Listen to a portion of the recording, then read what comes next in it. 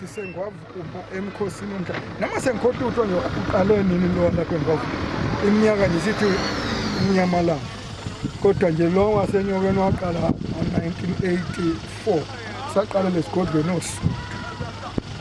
namhlanje nje mabebala bathi 37 years sizawuvuselela lo mkhosi uma ungavumeli into enjalo ukuthi akuthiwe ayife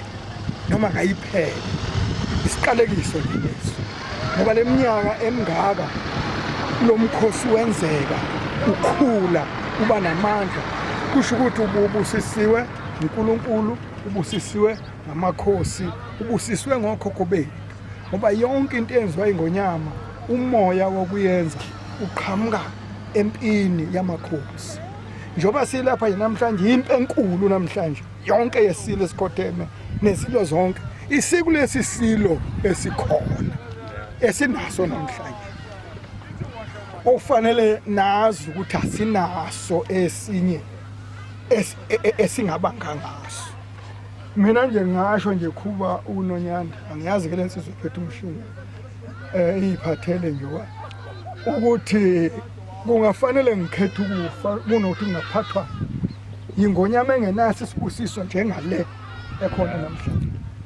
lena ekhona namhlanje na iyabusiswa nje mhla kuqala ukuthandana isilo nomntana enkosi kwathi ke mangabe ke eqala kumntana enkosi emumatha uZulu wonke wayebhekile kwaqhamuka ke intombi sathi silo intando yesizwe sisho ngoba uvuma isizwe umlobolo umntana enkosi kwahamba ke waphinde wamumatha okaSobhuza kwezinto masibekele imizane emncane ngayisibekele Sobhuza amgezeni izandla nenyawo ngoba niyambona wonakela uhamba emali bena bathakatha omkhiza nawo mabhoko umqandamini wezinto kulanga isixhobo sabasali nabazawuvela uJojo namakhombe ehlobo abanye uJojo namakhombe ebusika abanye uJojo benamakhombe ehlobo sihlanguduza kulanqabana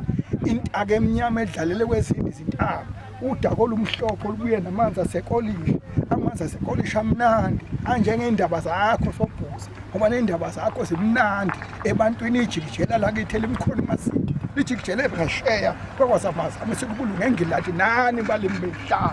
aniboni imani ibekisa iyakhula indlovu kamahloko hlothi ngakhula iyakuyisiphula kanye nempande zazo uyabanda njengeqhwa lasemangwaneni inkweletshene ehlekwe ngezinye izinyoni umalambe edlile ofana nenyamazana iziboli kandawo elimadwala sibolokolo elingawelonkomo elula umadoda atheluwela begedezela ichibi elisemhlosheni eliphezulu aliphuzwa inkomo liphuzwa amadoda liphuzwa umjobe benomlotshwa wathi ayihloma ukuthatha kuhloma amasotsha ngesikhonyana wathi abalondolozi bayingubo yakhe wathi bayisivalo kwalobamba ubamba amadoda nezilevu bayakwazi eGibhithe ayakwazi nemantaliyani inkosi ehlasela ngepensela amanye amakhosi ehlasela ngezikhala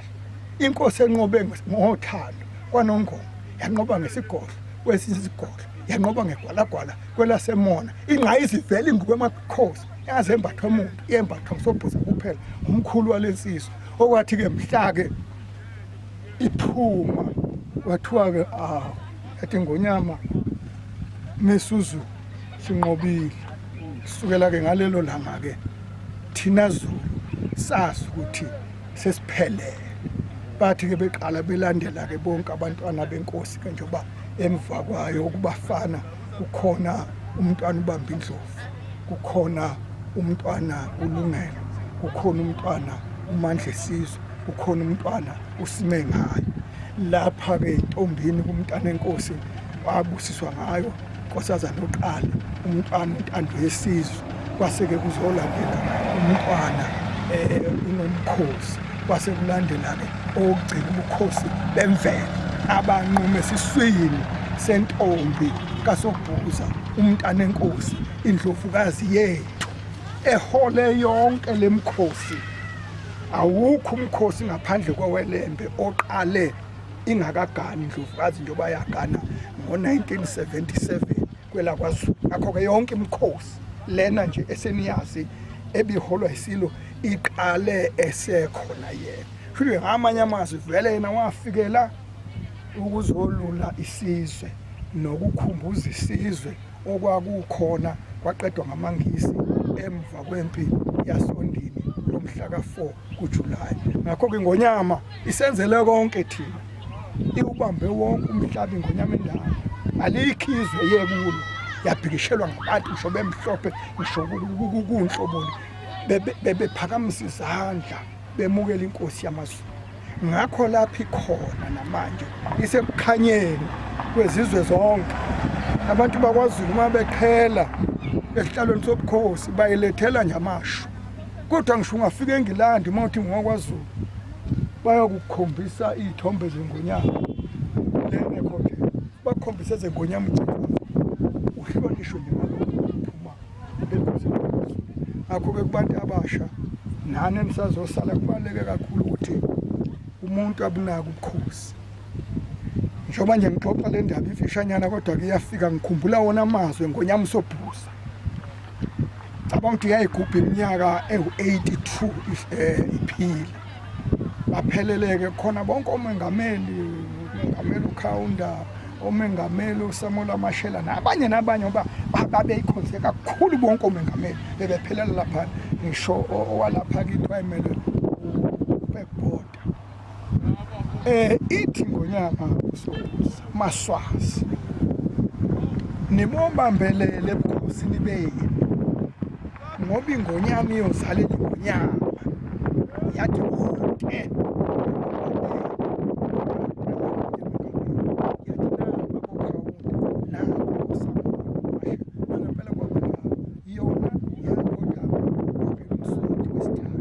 uyibambe njengoba ebebambe